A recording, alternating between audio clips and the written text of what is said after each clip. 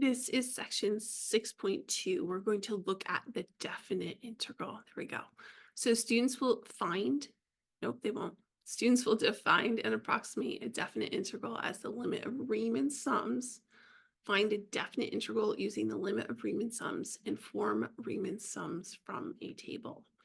You will see a Riemann sum problem on the AP exam. You will. It might be multiple choice. It might be in the free response question, but there's always one there. So if I start at the top, what did the following sums represent? I didn't actually read them out loud there. Those are what were discussed in section 6.1. So specifically, these are representations of the area approximation under a curve. And I use the word approximation because I'm not talking about an infinite number of rectangles. That last problem on 6.1 ended up with the limit as n approaches infinity. I don't have that for these.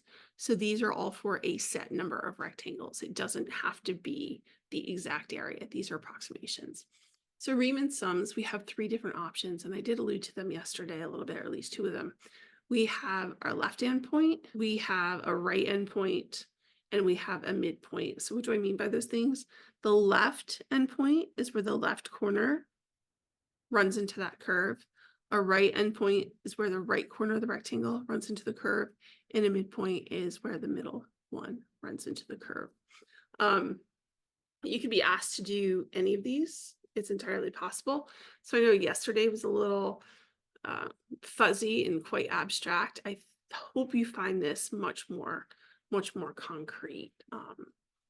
This is what we need to know how to do for these. So for example 1, we're going to compute the following areas for f of x equals x squared on the interval from 1 to 3 using Riemann sums.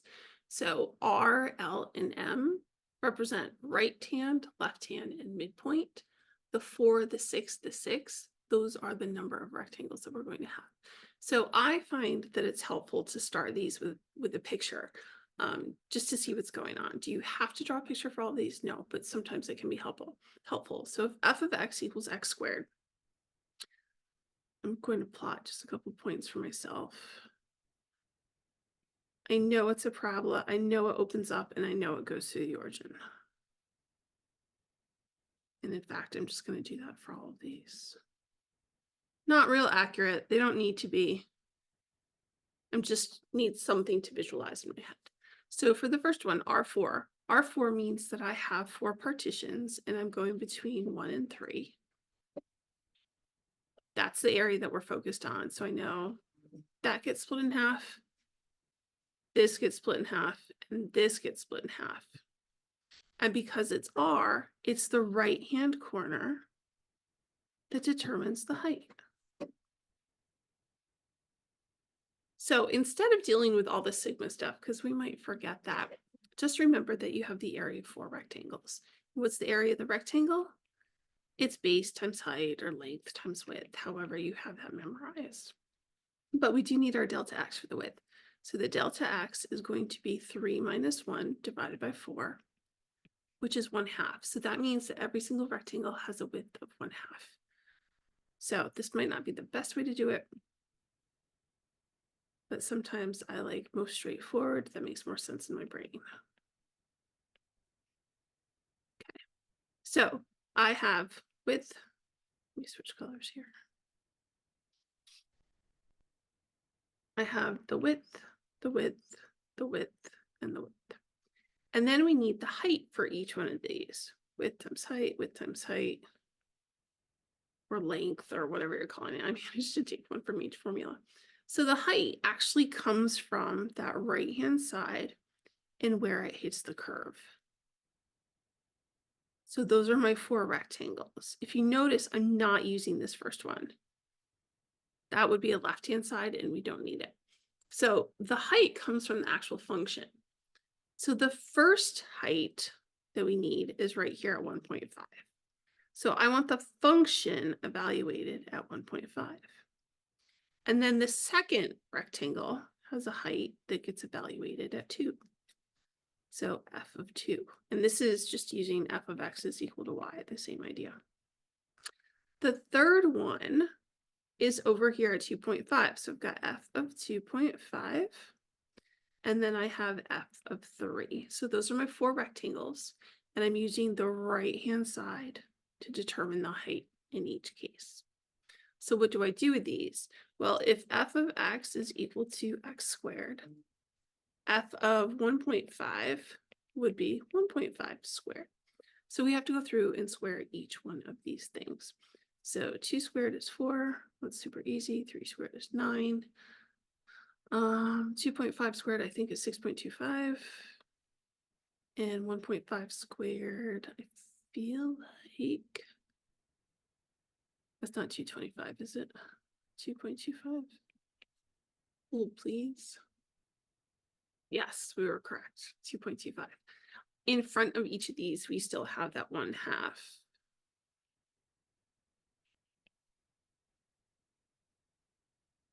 What you could do is you could go through and multiply each one of those individually and then add them all up.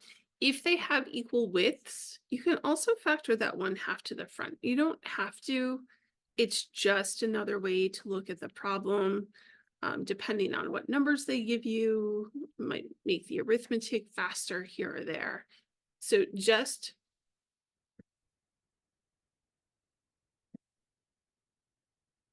keep that in mind, is what I'm trying to say.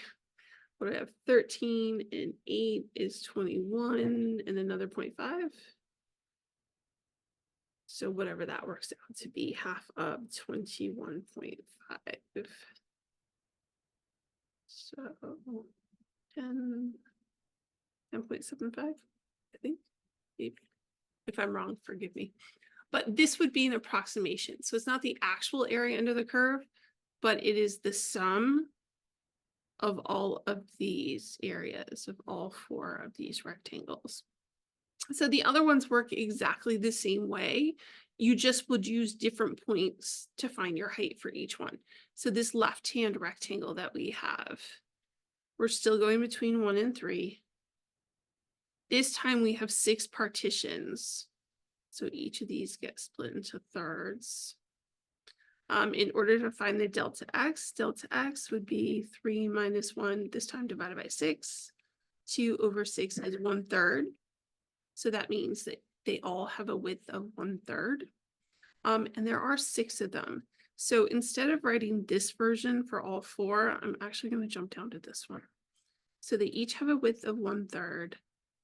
Now I have to go through and say, okay, these are left-hand rectangles. So I'm going to use the left-hand side to determine the height. This time we don't use the one all the way on the right. So this would be f of 1 plus f of 1/3, because we have to, 1 and 1/3. We have to go up by a 1/3 step each time. Plus, you know what? Let's do improper fractions.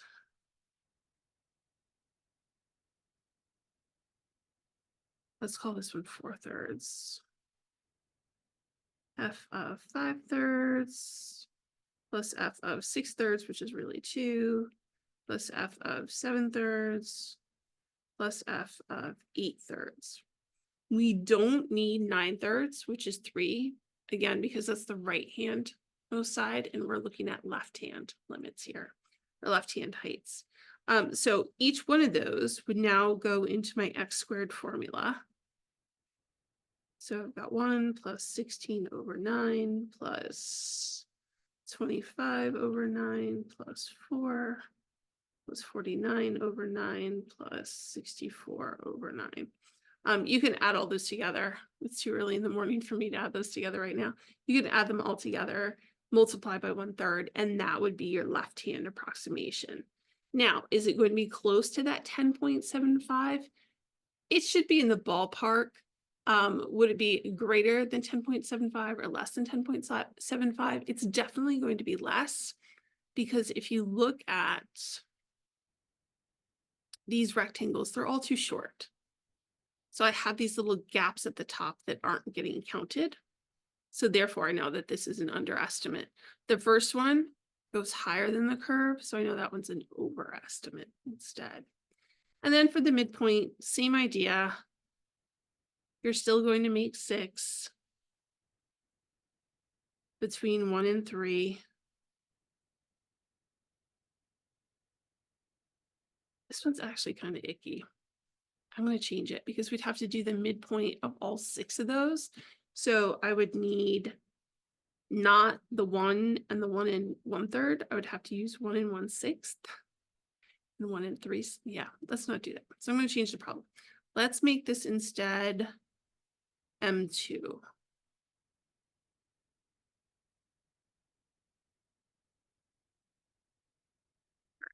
I think it'll be easier to see what's going on. So this time I only have 2 rectangles. I want to find the midpoint of each one. So halfway up that curve is what determines the height. So if the first ones were too tall, the second ones were too short, I feel like Goldilocks, the last ones could be just right. They're a little too tall, they're a little too short. They're still not going to be the exact area, but they are an approximation. So if we find our delta x for this problem, I've got 3 minus 1 over 2. 2 over 2 leaves me with the width of 1. That's pretty handy. This time I need the midpoint. So what's the midpoint? What's halfway between 1 and 2? Well, it's 1.5. So this would be the function evaluated at 3 over 2. And then the function evaluated over here at 2.5, that's 5 over 2. So again, we have to put those into that function, the original function, which is x squared. So this would be 9 over 4 plus 25 over 4. 34 over 4, 17 over 2, 17 divided by 2, 8.5. So again, that's less than the 10.5. That makes sense. Does it make sense? Feel like, well, yeah, because 10.5 would still be an overestimate. 8.5 is closest to the real thing. This blue one, the left hand, would be an underestimate. So the idea is none of them are perfect. I want you to leave yourself a note over here, though. This is important. You might have unequal widths.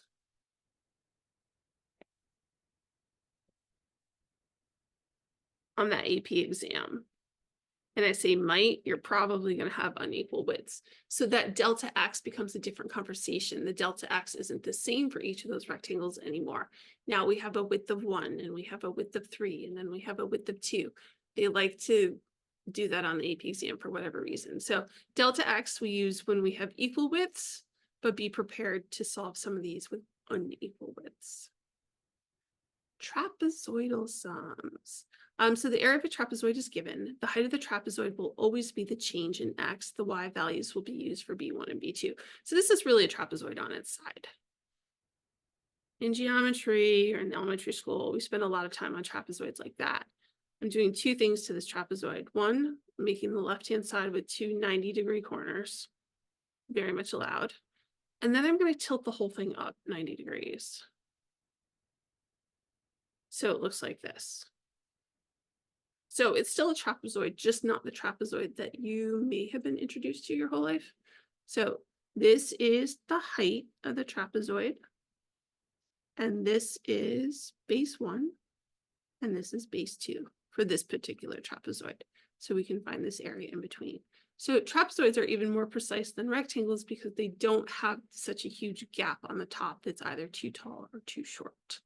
One other thing to get to that area formula for trapezoid, it looks kind of crazy, but it's actually not. If you have a tough time memorizing things, which I do, you have a trapezoid. You can break it apart into 2. This is base 1. This is base 2. You can switch those around. That's okay. But this is the height. And the height of both trapezoids is exactly the same. So what we really have are 2 triangles. So here's one triangle. Here's the second triangle. So if I look at these 2 triangles together, my area is 1/2 base 1 times height plus 1/2 base 2 times height. I color code these. This one's base 2. And this one's base 1. So when you look at them, what's exactly the same that can factor to the front? Well, it's 1/2 each. 1/2 each, base 1 plus base 2. And there you go. Instead of 2 triangles, you have the area of 1 trapezoid. Maybe it'll help you one of these days. So example 2, use a trapezoidal approximation to find the area underneath x squared plus 1 on the interval from 1 to 3 using 2 subintervals. 2 is good. So we know we're going from 1 to 3. We know we have 2 subintervals. And so here is my trapezoid approximation. The other thing that they could ask, I've seen before, is this trapezoid an overestimate or an underestimate? Because this is concave up, we're going to call this one an overestimate.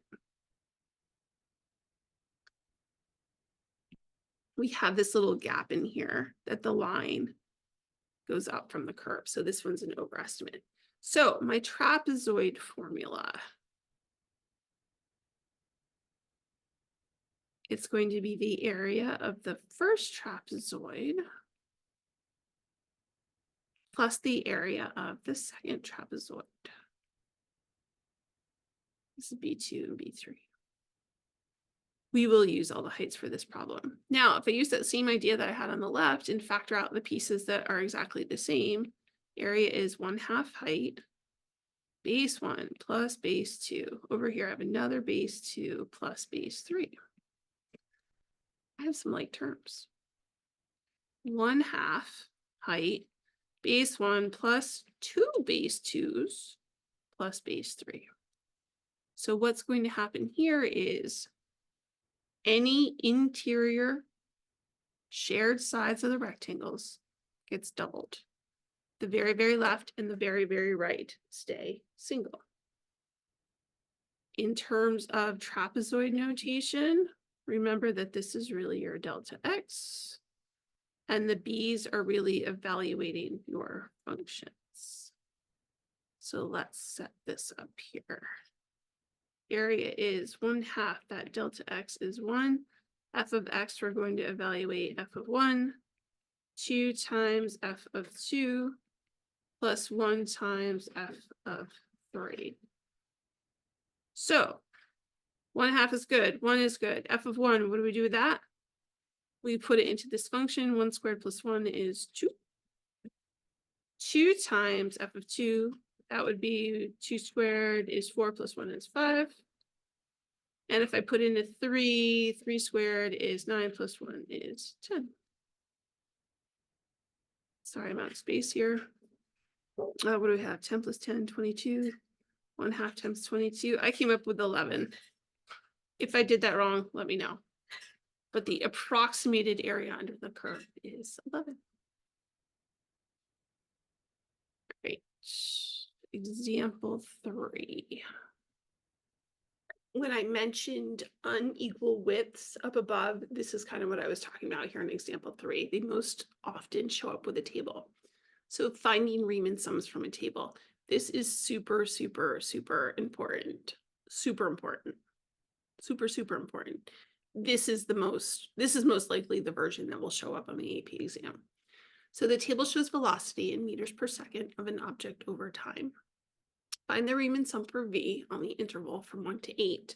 What are the units, and interpret what it means? So we need to think Riemann sum. Okay. Riemann sum is the area of rectangles. Now, what they didn't tell us was left or right. They might be trying for both. So let's try for both. Now, I have 1, 2, 3, 4, 5 values, which means I have 4 rectangles. Did that wrong. 1, 2, 3, 4, 5, 6. I have 6 values, which means I have 5 rectangles. I'm sorry about that. You always have one less. So you just want to be careful that you don't have all 1, 2, 3. I just can't write today. Let's do this over.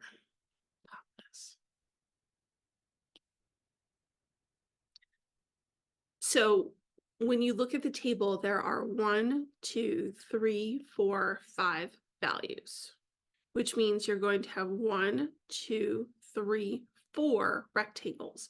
You'll always have one less rectangle than the number of values that are in that table. So for the Riemann sum, we'll start with left first, left 4. So we don't have a delta x. Don't try to figure one out because these are all different widths. So the first one has a width of 1.5. That left-hand height is 6. The next one has a width of 0.5 and a height of 0. Then I have a width of 2 and a height of -4. It's okay to be negative. And then finally, I have a width of 3 and a height of 2 on that left-hand side. So when we put all of these together, this is 6, -8. This is 0. 6 times 8, 2, 3, 9. This is 9.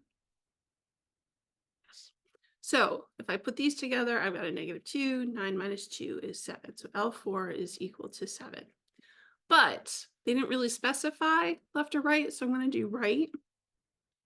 This time, I'm not going to use that height of 6 or the velocity of 6. I'm going to start over here at the 0, but the widths would be the same. So this still has a width of 1.5, height of 0, a width of 0.5, a height of -4, a width of 2, and a height of 2, a width of 3, and a height of 5. So when I go through this one, 0 minus 1, minus 2, plus 4 plus 15. So 19 minus 2, this gives me 17. Maybe we take the average of the two. They've left this one very, very vague. So just check the instructions when you go to do them, the directions. What do we have here? 34 over 24 over 2, which is 12. So we'll call that the average.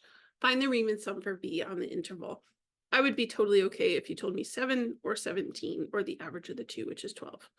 What are the units for the Riemann sum? So when we derive with respect to time, we always divide by a unit of time. So we add on a per second or a per hour, something like that. When you integrate, you drop that off. So the units for your Riemann sum, instead of being in meters per second, are now just going to be in meters.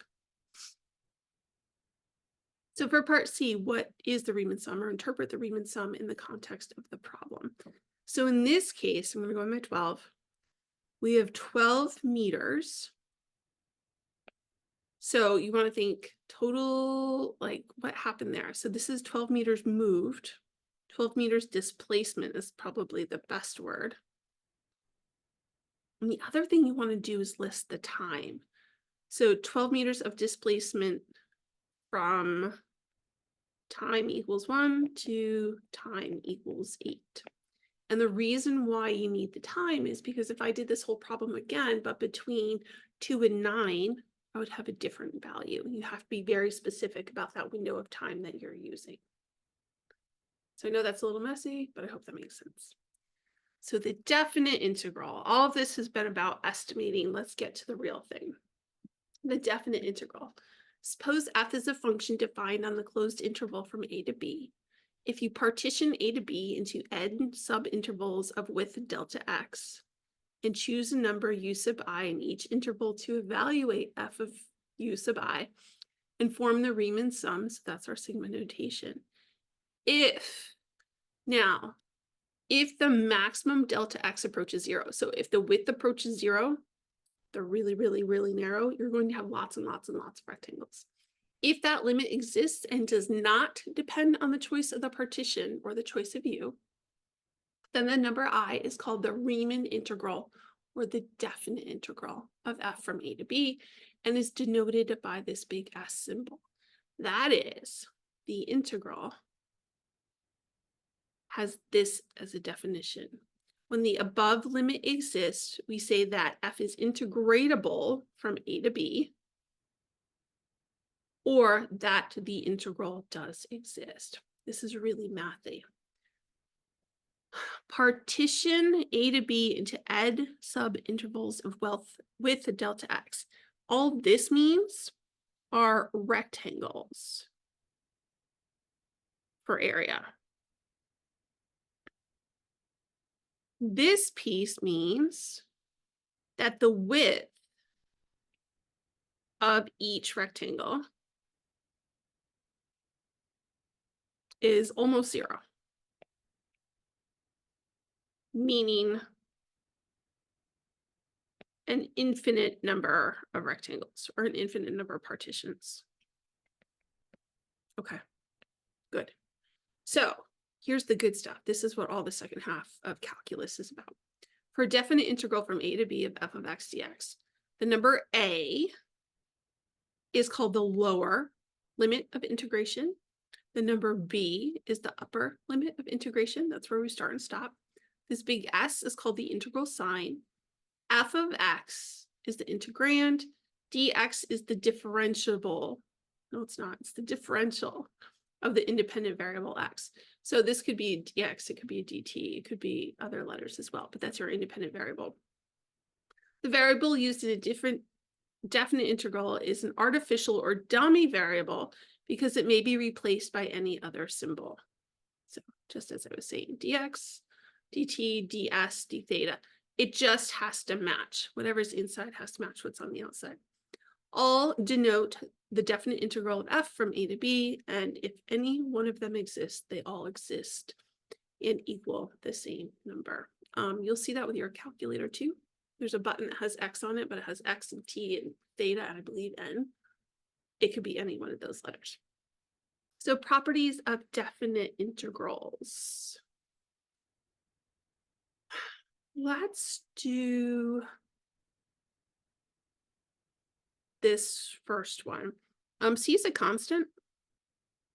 Just like with derivatives and limits, you can actually pull this to the front from a to b. And there's a dx in here. You can actually put a 1 dx. So that constant doesn't have to remain in the integral. We can pull it to the front. For the second one, if you notice your upper limit and your lower limit, they are the same. So that means you're starting and stopping in the same place. There's no area. So this is a 0. And the last one, usually A is on the bottom and B is on the top. But if A is less than B, you're allowed to flip these over. You put the A on the bottom where it usually is, the B on the top. But when you do that, it makes the whole integral negative. It just changes the sign. Example 4, we will eventually get to these without a calculator, but right now you're going to use a calculator. So I'm going to switch over to my simulator here in a second. But you are going to go to your calculator. There's a button that says math. There's a menu that comes up. Number 9 is for integration on the old ones. Yours will probably pop up like this. So you're going to type the problem in exactly as you see it. This is just a side note while you're in that menu. Math 8 is the derivative at a point, which can also be helpful. But for us, you're going to go to math. Number 9, you're going to type this in. So give me a quick second to show you what this looks like. All right, so on the screen, I have my TI-84 simulator on my laptop. I know some of you have the TI-Nspire. I think yours can do a few more things that ours cannot. See if you can find your menus to find integrals. I think yours even do indefinite integrals. And then I know there's a Casio or 2 out there. I will try to figure out what's going on with those or where to find those instructions. But for most of us, with our Texas Instruments, here's your math button over here with the alpha. So you're going to hit math. And then this is our menu. Number 9 means FNINT. You're going to integrate. So you're going to do math 9. And if you have a slightly newer, I think most of you have this, if you're borrowing the TI-83 or you got an older 84 from a big brother, sister, or cousin or something, you might have a different menu here, but I don't think any of you do. So if you do, just send me a message and I'll tell you how to type it in. For the rest of us, we're going to type it in exactly the way it's written in the problem. You can do 1/2 in the bottom. I'm going to go with 0.5 just because it's easier to type. I'm going to arrow up to the top. I have a 4. Inside of those parentheses are going to be natural log of x. Good. I need to close. All right. 2 left parentheses, 2 right parentheses. And then you have to tell it what your independent variable is. You have to put that differential in there. So in our notes, it's an x, and I can just use the x button. If I hit enter, that's my answer. So this 2.392, because we need 3 decimal places, is the area underneath natural log of x between 0.5 and 4. And that would take into account any negative area that goes below the x-axis and any positive area as well. So that's pretty cool. I'm going to pause this and then we'll switch back over.